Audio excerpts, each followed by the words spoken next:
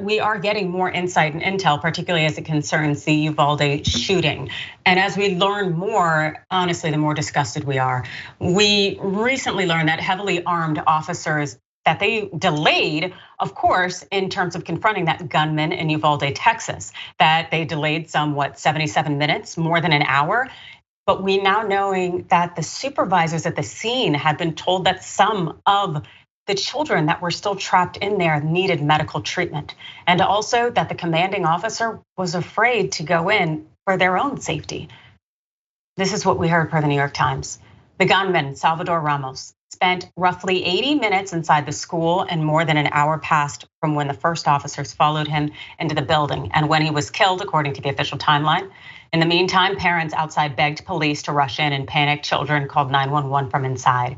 People are going to ask why we're taking so long. A man who investigators believe to be Chief Arredondo could be heard saying, according to the transcript of officers' body camera footage. Now, investigators have been working to determine whether any of those who died could have been saved if they had received medical attention sooner, according to an official with knowledge of the effort. But there is no question that some of the victims were still alive and in desperate need of medical attention. One teacher died in an ambulance. 3 children died at nearby hospitals. Xavier Lopez, the 10 years old, who was one of the children who died after being rushed to a hospital, his family said that he had been shot in the back and lost a lot of blood as he awaited medical attention. He could have been saved, his grandfather Leonard Sandoval said. The police did not go in for more than an hour. He bled out. That's right, they did not go in, and we knew that it was about 77 minutes, but getting confirmation now that a number of them could have been saved, that those children and adults as well were there bleeding out, and also thinking of the complications that they are going to have from those who did survive because of that delay, because they were not getting sufficient medical treatment. And knowing as well that Pete Arredondo, he was the chief there for the school district's police department, that he had this information, that he did know it, and he still made the call not to go in. It just, again, speaks volumes in terms of their failures to act. Brett. I mean, I'm glad that they're still shining light on this and holding people accountable. There are a lot of distractionary tactics that are going on, and I always think we can do a lot of things, and I don't think and so I think our capabilities are, greater than whatever's trying to pull our attention somewhere else. And so to stay on these folks, to have audio of the guy knowing that he messed up is one thing, but I still think you need to hold folks accountable for not going in there. And you need to hold folks accountable for the police who went in to save their own kids, but not the other people's kids. This thing is a tragedy across the board. It's made more of it. It's confirmed more as a tragedy the more time passes without anyone really doing anything. It's sad that we need Matthew McConaughey to be the voice of reason right now. And it's even sadder that people on the right aren't listening to it. Yeah. The same people on the right are like, there's this thing on Snapchat I see Ben Shapiro on his show saying they're bringing in why are they bringing in celebrities to talk guns? And to the White House is bringing in a celebrity when like there's photos of Kanye West at the White House with Donald Trump. There's photos of freaking Ted Nugent and Kid Rock coming in to talk politics.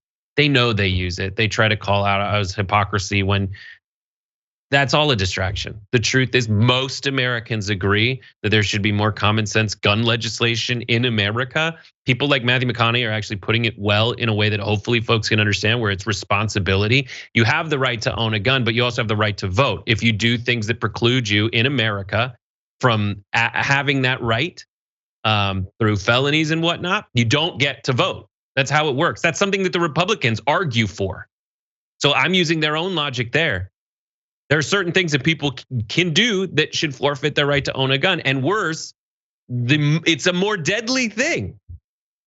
It's a more deadly thing. And if we can mitigate the First Amendment rights, which they do all the time, and the Fourth Amendment rights, which the Supreme Court just did, they got rid of the checks against unreasonable search and seizure. We can do the same with the Second Amendment rights, especially when they're talking about how we need to protect ourselves against crazy people in charge of the government, and they're the crazy people trying to get in charge of the government.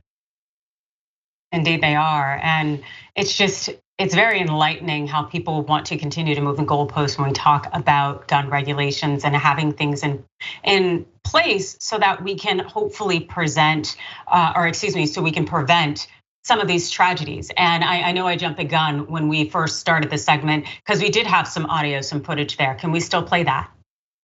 Let's do it. Shots. At 11:58 a.m., children from other classrooms seen evacuating the school. At 12:03 p.m., a child from room 112 calling 911, telling dispatch where she was. By this point, 19 officers were inside the building, but no one went in. At 12:10, 12:13, and 12:16, more 911 calls. Is there anybody inside of the building? Child is advising he is in the room full of victims at this moment. Parents outside begging for police to save the children. You know that they're kids, right? They're little kids. They don't know how to defend themselves. The thing is that this isn't really anything new necessarily in terms of the police failing to take action. We also know that this happened in the Parkland, Florida shooting. And what's really also extremely upsetting and disheartening when it comes to Uvalde is that on Thursday that the superintendent of that school district there said that the district is planning to hire more police officers this fall. So they are taking even further action to add police officers, even though the officers that they had didn't do their job. And we know that 40% of the municipal budget for Uvalde, Texas is already being spent on police officers. So they're just going to hire more, as though this is going to fix the issue.